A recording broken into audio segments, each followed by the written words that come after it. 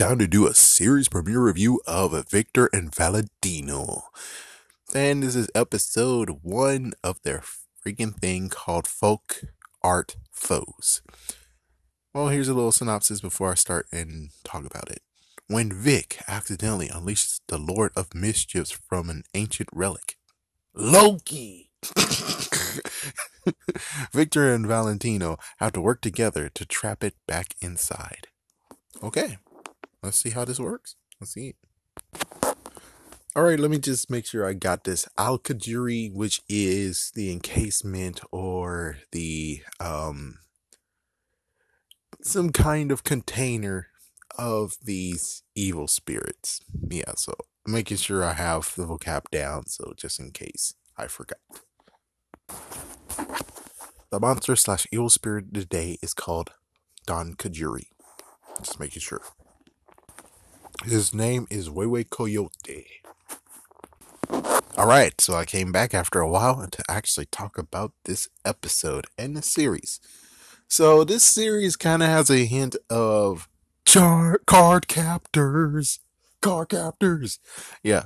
So apparently the grandma actually have a collection of all the... too bad I don't know exactly the Spanish word for ghosts, but would have been cool if I did. But even so she has all these ancient spirits all sealed into this room. Why in the world she doesn't have an lock and key? I don't freaking know, but considering they are maybe in Mexico, pretty sure that they don't actually have any lock and key. They don't actually have that kind of mechanic. Of course, on the other hand, if there are people in Mexico watching this and saying, hey, you bastard, yes, we do. Well, I didn't really know. Considering what I've seen in movies and in some of the documentaries, pretty sure you guys don't have the lock and key effect. Somewhat. So it makes sense why she doesn't actually have it locked and key locked away. So basically, we have Victor and Valentino. They actually have a pinata business that they actually make pinatas, and they're selling pinatas to the kids and everything else. So apparently, well, Victor decided to pour the freaking paste, which is made of flour and water, which, I didn't know that. So he poured the paste on him. He's like, yeah, I'm a zombie. And he walks like a mummy. It's like, oh, wow. So he has to go down there and get more freaking flour so they can make more paste to make more pinatas. And well, it turns out that behind one of the flowers is a big creepy door, a green ominous door. Ooh, behold my greenness. So, excuse me. He opens the... Actually, no, he goes to his brother and says, hey, look, check this out, man. They might have some collectible coins behind there. And he's like, oh, really? So he was stupid enough to actually fall for it. And he opens the door. They both open it and they go inside. And it's like, oh, well, I fooled you. And, well, we see they have lots and lots of these trinkets, which... other hand, this kind of reminds me of Pokemon too. Where it's like, yes, I captured all of them. I captured all the legendaries and I put them all into this Pokebox, and that's it. It's like, yeah, so the grandma eventually figured out, oh my gosh, you're here. And you didn't ask me. What the frick? You know, if you would have asked me, I would have told you, no, you should have come here when you are old enough. But it turns out that they are decent and they are growing fast, so sure, why not? So she told him everything about, yeah, so these have evil spirits in them, gotta be careful if you break them, oh good lord. And well, meanwhile, we have Victor, after she leaves, playing with this one that actually looks like a freaking coyote, a red coyote. So he basically was playing with it rough, and eventually, it turned into freaking dust, releasing the freaking mischief maker. I already said his name like really beforehand, but anyways, yeah, the damn coyote. So the coyote, who technically is freaking Loki, he decided to be like, yeah, it's party time. I've been sealed there forever. It's time to party down and do some pranks. And he did some pranks. So let's see. He victimized the girl's quinceanera. So he turned her dress into a freaking tube sock, got rid of her eyebrows, and her date made messed up fun. Oh my gosh. He's gonna get it in though. And her cake got destroyed. And Valentino actually got hit by the cake. So then he's like, all right, let's go on the Avenger. So he grabbed the two boys and they went off. And, well, the vendor, who apparently is a bastard, I mean, sorry to say that word, but I'm just saying, from what I've seen in sneak previews, he's kind of a jerk, just like the guy that once upon a time in summer camp, the summer camp was by a jeweler, and always the jeweler's like, hey kids, stop playing around my business, stop playing your kid ball around here. And it's kind of funny that later years he actually is like, yeah, I got your back. And it's like he has kids in the freaking commercial too, and it's like, wow, dude, you didn't have our backs. If you had our backs in summer camp, you in the summertime, you wouldn't actually be yelling all the freaking damn time, every freaking damn day, saying, oh, kids, get away from my business. Stop your kickball. It's like, yeah, you don't got our back at all, dude. You don't have our back. So with all that said, it seems to me that he actually is kind of a jerk. So it makes sense that his vegetables that's out there get turned sentient and then start attacking him. He kind of deserve it. He kind of deserve it. I'm sorry, but he kind of deserve it. And then the pinata shop. No, not our booth. Yep, it turned into a manure stand. Oh, good lord. And then it was like, okay, well, we need a plan. Well, before that, we have Valentino is like, yeah, what we need to do right now is stop you. So he says some magic words 2 times like an idiot, even though he's the smartest of the brothers, but he's kind of still stupid. It's like, wow, dude, what you should have been doing is that when you're like, oh crap, we really need to do something about this guy, you should have been way already in this and been like, okay, well, I'm going to make the new trinket. And then as soon as I make the new trinket, then I'm going to try to capture him. Instead, it's more like he tries to do it without the trinket. Idiot. And then he gets sent far away. Yeah, he got sent far away. He made it back to the house.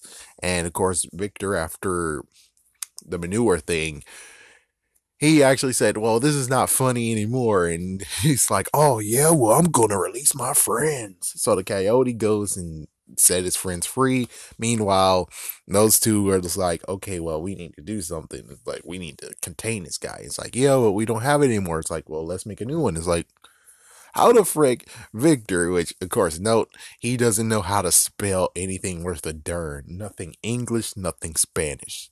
Damn. It's like, damn. Wow, that sucks. That sucks. You can't spell in both languages? Like, damn. I mean, English, yeah, understood, but in Spanish, your native tongue? Damn. Damn. Damn. Okay, let's continue on. Oh my gosh, damn. Okay, so Victor came up with the idea of, hey, why don't we make a new one? Which is like, well, Valentino should have been thought of that crap. I mean, frick. And did some sarcastic crap too. And sarcasm sucks. You know, sarcasm sucks. Worst thing ever you ever can do. So basically, Victor's going to distract him by allowing him to destroy his freaking room. Meanwhile, Valentino's actually making it. As soon as they finished, as soon as Victor's freaking room got destroyed, which is like, damn. He's like, damn, so much crap got destroyed. Even his luchador costume, his luchador suit got sentient and then started destroying crap too. It's like, oh my gosh. And then Coyote's like, okay, well, we're done here. Let's go release some of my friends. And it's like, well, you got to finish. And he finally finished with the trinket, goes in there, and they were trying to get him and trying to get him and trying to get him. And eventually they did, which is like, wow. You put the zipper in their mouths, tongue tied them to each other. Oh God. Ugh. Ugh. Ugh. Talk about tongue kissing in a new level. Good Lord. So eventually they were able to he decided to trick him. So actually, no, never mind. He didn't spell it wrong in Spanish. Yeah, never mind. He only did that just because Yeah, you did that just because to trick the coyote, the mischief coyote. And it's like, yep, he did it. So thumbs up, he won. They won, they captured him, and there we go. The grandma said, oh well, you guys are still here? Yes, yes, we're still here. It's like, well, why don't you play with this one? It's the coyote one. It's like, oh, what the fuck? And he's like, oh no, grandma, we're good. We're good. And the grandma's like, oh, it's like as if you guys actually saw a ghost or something. Ha, ha, ha, ha. So it's like maybe the grandma already knew that they've done something and she's just messing with them, being like, well, you learned your lesson. Good. I'm glad you learned your lesson. And that's how it all goes down.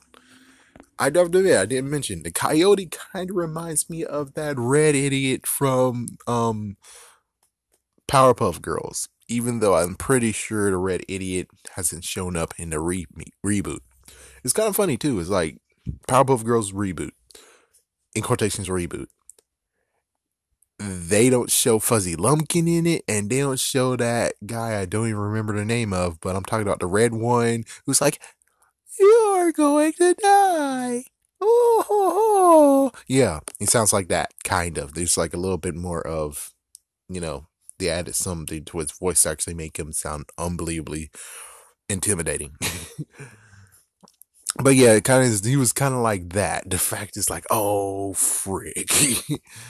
But man, it was a good episode. I have to admit, it's a good episode, good start, mixed with some nice Hispanic Mexican flair. That was good. That was good.